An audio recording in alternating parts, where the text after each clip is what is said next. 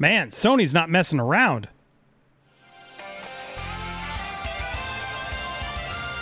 Welcome to Popcorn Planet. I am Andy Signore, and just last week I felt like we did a report about Netflix getting the rights to Spider-Man and all the Sony films, but now Disney's like, whoa, hold that deal. We want a deal too. Apparently, Sony has now made a deal with Disney as well to reach a windowing deal that will allow them to have Spider-Man films on Disney Plus for the first time, along with a reach across Hulu, ABC, FX, and more. So this is fascinating. We're going to go through this story, but what's fascinating is Sony's stepping up, and they're just like, well, yeah, we're just going to sell it to everybody. Why not? We can make more money by just licensing our content to all of these platforms. Okay, we get our theatrical window for a little while. We get the Netflix deal, which they're going to pay a premium to have it first, so they get it for a little while, and then we're going to license it over to Disney as well. So you'll be able to watch the Sony stuff all over, and then their stuff gets seen a lot, gets bought by many different platforms. So look, this is a good deal for Sony, if you ask me. And they get to sort of retain the rights and stuff that they do, but still have all this extra money come in to justify the budgets, etc. When they clearly need it. All of their studios are just putting all their eggs in the streaming basket. Sony's like, no, we're good. We don't need to make a streaming platform. Let's just license all of our amazing content over to all these outlets. So good on them. Let's look at how this deal will phase out, though. So it's been a multi-year deal for the post-pay, they call it, release window. Pact that will make Spider-Man and major franchises eligible to stream on Disney Plus for the first time. The flagship streaming service and Hulu are among many platforms covered by the agreement, which the official announcement called unprecedented. Host of platforms on the Disney tent are involved, including ABC, Freeform, FX. No specific plans for Disney Plus have been finalized, but Marvel fans have been wondering when Spidey and others would be able to appear alongside the rest of the Marvel films over here, but they haven't been able to really be there since it's not fully controlled by Disney.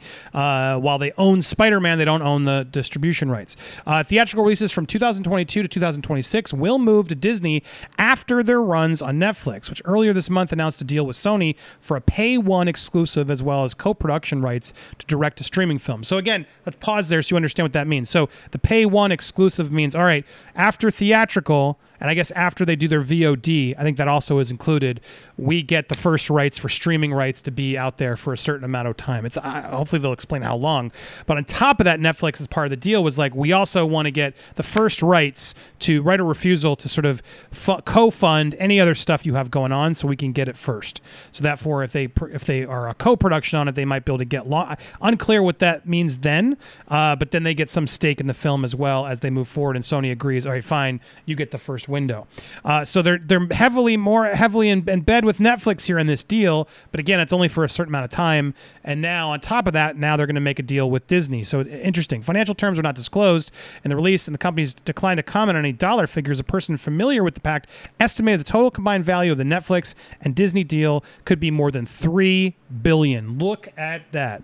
Well, I mean, that's not a lot if you think about it, because isn't Netflix committed to spend like $17 billion next year on content?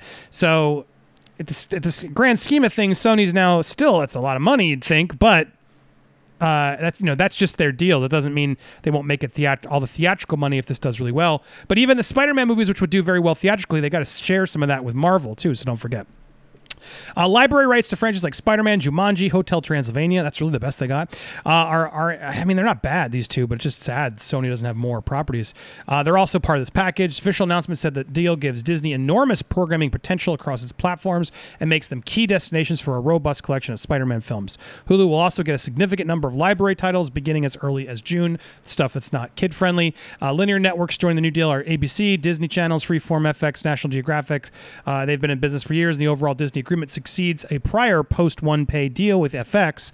Universal, other key supplier to FX, recently ended its long-term relationship with them. Universal and FX were, and now they're not.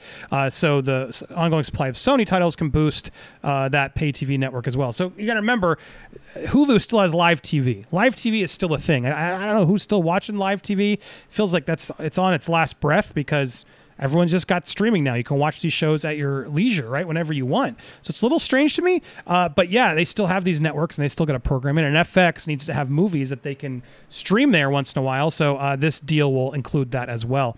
The landmark multi-year platform agnostic agreement guarantees that team at Disney Media and Entertainment a tremendous amount of flexibility and breadth of programming possibilities to leverage Sony's rich slate of award-winning action and family films across our direct-to-consumer services and linear channels. They said. So key architect of movie slates, and it was just some other blah, blah, blah, blah, blah, a lot of insider stuff. Keith, president of worldwide distribution for networks at Sony, called it a groundbreaking agreement. It cements a key piece of our film distribution strategy, which is to maximize the value of each of our films by making them available to consumers across all windows with a wide range of key partners. In a memo to employees, Sony Motion Picture Group Todd Rothman said Netflix and Sony deals are reflective of the exceptional and unique value belonging to the culturally impactful films we make and market. There's nothing like Sony Pictures' outstanding slate, freely available in the modern marketplace, and the demand for it is accordingly robust. Now, yeah, look, they're not the big. It's clearly not the biggest. Their biggest thing, Spider-Man, they don't even fully own outright. They own the movie rights to it. However, they could have owned more if they didn't make that deal with Marvel and Disney. But they clearly knew, well, we need them to help us. Now, Disney doesn't make any deal on Venom or Morbius or some of these other ones that they're trying to get out the gate. Which, if they're successful, that's even more for Sony to have. However, even those movies, I imagine, still give Marvel something. It's interesting how long that deal can last. I guess they just bought it. They bought the rights. So while they own Spider-Man movie rights, they don't own merchandising or anything else. Is what the problem is. So it's a weird, questionable relationship. But it's smart, I think, for Sony to be in bed with them. It's a deal that helps both of them because Spider-Man is a very valuable property as part of you can't not have this guy in the Avengers and everywhere else. But what's interesting is, when you buy this guy, the toy, Disney's making that money. They own the rights. They just don't own the movie rights. Now, TV rights, I think, also are under Sony, which is interesting because they don't have a streaming service to make a show. They could be making TV properties, I think. I had to look more into that. But anyway, look, I'm curious what you guys think of all this because it just means you're going to see these movies on multiple platforms. And at a certain point, I feel like that's really what this is all going to turn into. Like, why not? Make more money, have everything everywhere, and let your originals and your exclusive stuff be what really separates you from the pack. So I wouldn't be surprised if we start seeing more deals like this happening. But the problem is all these studios, except for Sony, there's Lionsgate, which is still out there. There's a few other smaller ones, but all the majors, Paramount, Universal is Peacock, Paramount is Paramount Plus, Warner Brothers is HBO, Disney. It's like all the major studios that own pretty much all of the major catalog titles and things that you know about. They're all sort of already up for, they're locked into certain platforms. So Sony's one of those outliers that's big enough that they can say, well, let's just put it everywhere. But they're not making deals with Paramount or Universal. No, they're like, let's go with the big dogs. And Netflix and Disney are still the current leaders right now. And so now Sony gets to buy both. Now, what's interesting is, will they also now next make a deal with HBO Max saying, hey, we made these deals. Would you like the third window? Because we'll give it to you after all that, and you can have it for a little while. Or would you like the non-exclusive rights to it too? That's where this stuff gets so complicated from a negotiating standpoint. It's unclear how much they really owned and what they paid for, because Netflix paid for that sort of exclusive window, and it sounds like Disney did too. They get the next round, but I don't see exclusive. As I'm looking through this, I don't see that's an exclusive window for Disney, which means they could just be buying this and... yeah, it's unclear if it's exclusive or not, because then what's interesting is then you could sell it to multiple platforms. It could be on HBO, it could be on Paramount Plus, it could be on Disney Plus. It's like after a certain point when Netflix gets the window, you get the money, but you get paid more for the exclusivity. You know what I mean? Even if it's for a set amount of time. So that's where Sony's going to sort of clearly make these deals for the next 4 or 5 years. And then sort of figure out, okay, do we want to keep these deals or re-up them or change them, renegotiate them? It'll be interesting to see. So watching this business play out for Sony is interesting. Will this mean Disney Plus can get more exclusive stuff? Sure, it does. However, remember, Netflix still has that sort of co-producer angle first. So anything that they're making straight for streaming, et cetera, the co-production rights to direct-to-streaming films. If it goes theatrical, Sony doesn't have to do that, but if it's going to a direct-to-streaming deal like they've done others, whether it's Amazon or Apple or whoever else is out there, they have to give Netflix the first exclusive rights to be the co-production right to be able to do that, so they get it, which is interesting.